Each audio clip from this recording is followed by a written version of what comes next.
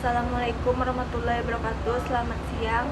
Perkenalkan, nama saya Clarissa Putri, NIM 230304156, Program Studi Manajemen Fakultas Ekonomi dan Bisnis. Saya ingin mengerjakan UTS Manajemen Teknologi Informasi Universitas Muhammadiyah Riau. Kenapa memilih prodi manajemen? 1. Mempunyai esensi yang tinggi. Manajemen adalah inti dari bagaimana sebuah organisasi merencanakan, mengatur, mengarahkan, mengendalikan sumber daya dan aktivitas untuk mencapai tujuan yang telah ditetapkan. 2. Jurusan favorit. Manajemen termasuk jurusan favorit karena melibatkan pengelolaan semua aspek yang terkait dengan jurusan tersebut. Tujuannya adalah untuk memastikan bahwa jurusan tersebut memberikan pengalaman pendidikan yang berkualitas dan relevan sesuai dengan tren industri serta kebutuhan mahasiswa. 3. Prospek kerja yang luas. Manajemen memiliki prospek kerja yang luas karena diperlukan dan hampir semua jenis organisasi, baik itu bisnis, pemerintahan maupun non-profit.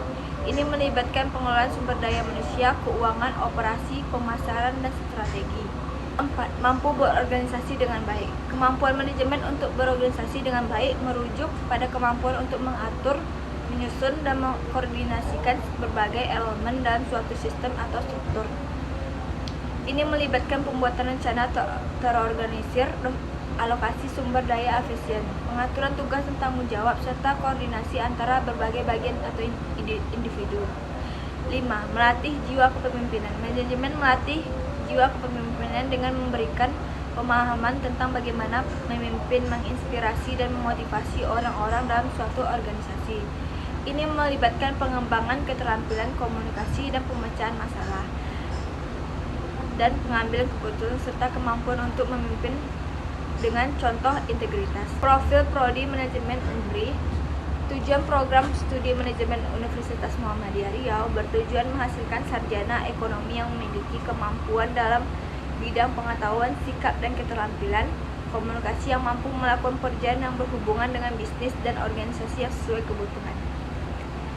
Pengertian teknologi informasi.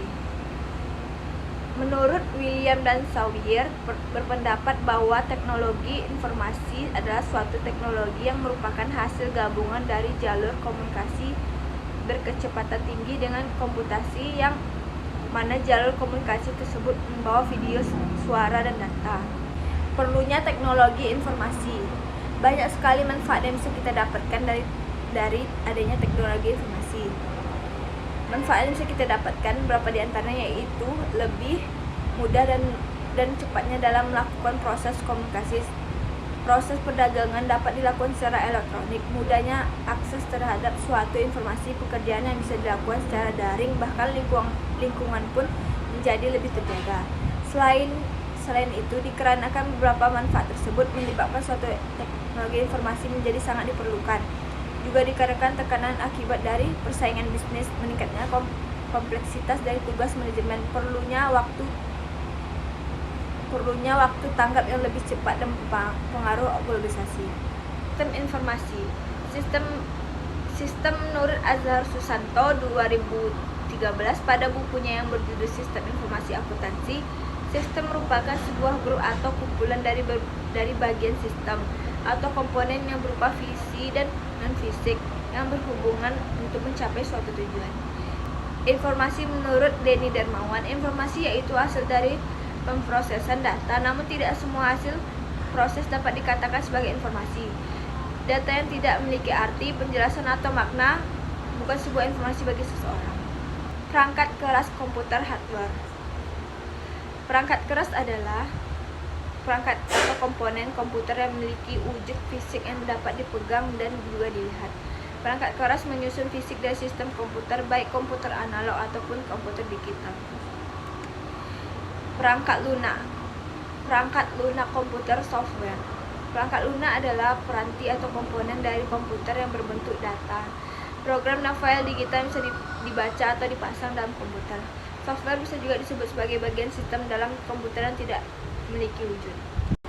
Pengambilan keputusan di level manajemen. Pengertian pengambilan Keputusan merupakan suatu hasil dari proses mental atau kognitif yang membawa seseorang yang terlibat ke dalam pemilihan sebuah rangkaian aksi beberapa alternatif pemecahan. Tipe-tipe pengambilan keputusan. 1. Terstruktur. 2. Setengah terstruktur. 3. Tidak terstruktur. Jenis-jenis pengambilan keputusan di level manajemen. 1. Manajemen puncak. 2. Manajemen menengah. 3. Manajemen operasional. Sistem penunjang keputusan. Dalam pengambilan keputusan ada suatu sistem yang disebut sistem penunjang keputusan, decision support system atau disingkat dengan DSS. Sistem penunjang keputusan merupakan keputusan dalam bisnis atau organisasi. Sistem penunjangan keputusan dapat digunakan pada tingkat manajemen, operasi, dan perancangan. Sistem penunjang keputusan juga dapat digunakan untuk membantu pengambilan keputusan dalam masalah yang memiliki kemungkinan berubah dengan cepat. Sistem penunjang keputusan dapat berupa komputer atau tenaga manusia atau kombinasi dari keduanya. Data, informasi, dan pengetahuan. Data adalah bentuk informasi dengan bahasa tertentu yang telah diolah secara efisiensi, dapat berupa subjek tunggal maupun subjek plural. 2. Informasi adalah hasil dari data yang telah diproses sedemikian rupa sehingga dapat memberikan pengetahuan kepada orang yang menerimanya. Pengetahuan dapat didefinisikan sebagai informasi yang valid, kontekstual, relevan, dan dapat ditindaklanjuti. Perorganisasian data dan informasi. Data dan informasi adalah dasar untuk membentuk pengetahuan.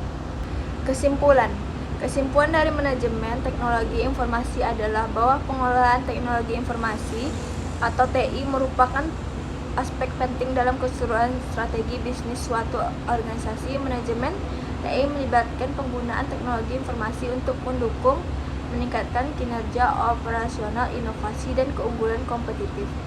Beberapa poin kunci dalam kesimpulan manajemen teknologi meliputi 1. Strategi.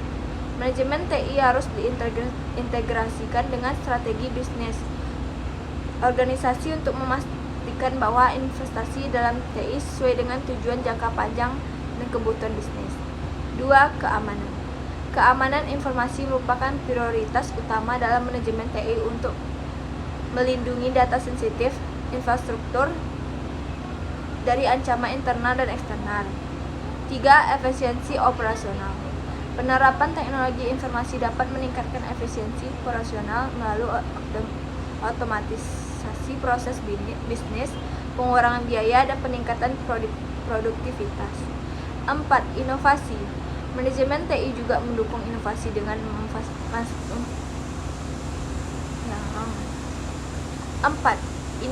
Manajemen TI juga mendukung inovasi dengan memfasilitasi pengembangan dan penerapan teknologi baru yang dapat memberikan nilai tambah bagi organisasi.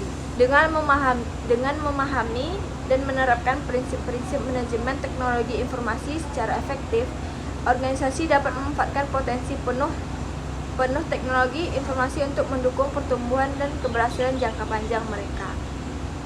Baiklah, hanya itu yang dapat saya sampaikan. Apabila ada kesalahan kata, mohon dimaafkan. Wabillahi taufik wal hidayah. Wassalamualaikum warahmatullahi wabarakatuh.